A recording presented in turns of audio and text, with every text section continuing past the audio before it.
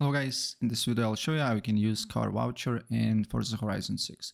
So the first thing what you need to do here, you need to go to the cars, then you need to select buy new or used cars and go to a festival site.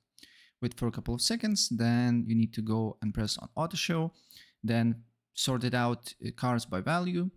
For example, if I want to buy the most expensive car here, I can definitely do so. So for example, probably these cars are most expensive. You just need to select that particular car. Then you need to select the paint, design, press OK. And then once you're on this window right here, if I press a select, as you can see here, if I had some vouchers, they will appear here and I can use it. If you want to buy car vouchers, you can just press on it and then you can buy it here. And that's pretty much it what you need to do here if you want to use a car voucher for Forza Horizon 6. So if I help you out, please press like.